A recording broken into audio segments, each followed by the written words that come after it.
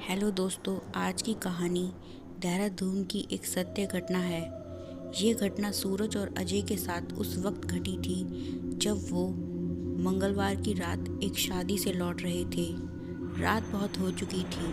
दोनों दोस्त bus stand पर खड़े खड़े बस का इंतज़ार कर रहे थे। जैसे ही बस आई, दोनों दोस्त झटपट बस में चढ़ गए। ड्राइवर ने बस भी स्टार्ट कर दी। बस अपनी मंजिल की ओर चल पड़ी। सूरज ने अजय से कहा कि यार, शादी में कितना मज़ा आया, बड़े दिनों बाद किसी की शादी में गया।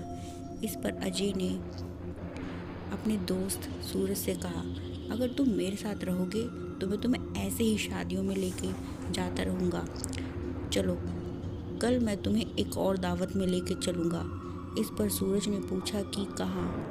सूरज के सवाल का अजय ने जवाब दिया कि कल उसके चाचा के साले की बेटी की शादी है दिल्ली में। अजय की बात सुन सूरज बड़ा खुश हुआ। ये सोच, चलो इस बहाने दिल्ली भी घुमाऊंगा, कि तभी सूरज को एहसास हुआ कि बस किसी दूसरे रास्ते पर जा रही है।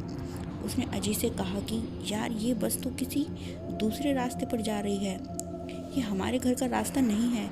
इस पर अजय ने कंडक्टर को आवाज़ लगाई, ओ कंडक्टर भाई, ये हमें कहाँ लेके जा रहे हो? ये सही रास्ता नहीं है। कहीं तुम हमें अकेला समझकर हमारे पैसे तो नहीं लूटना चाहते? इस पर कंडक्टर ने उनकी ओर देखा। कंडक्टर का चेहरा पहले से अलग था।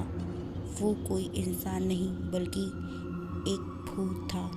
तभी दोनों ने ड्राइवर की ओर देखा। उसका चेहरा भी डरावना हो चुका था।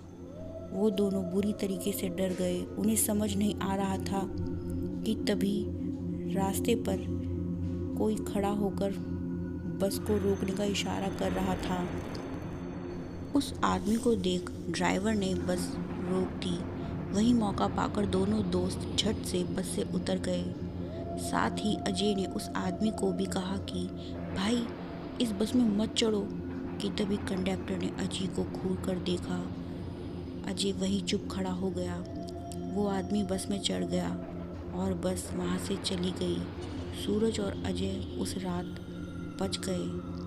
उन्होंने अपनी जान का शुक्र मनाया। लेकिन अगली सुबह उन्हें खबर मिली कि जंगल वाले रास्ते पर एक आदमी की लाश मिली है। वो समझ गए ये वही आदमी था जो उस भूतिया बस का शिकार हो गया। ऐसा सोच दोनों बहुत दुखी हुए। इसी के साथ वो आगे के लिए सावधान भी हो गए। आपसे फिर मिलेंगे एक और ऐसी ही सत्य घटना के साथ।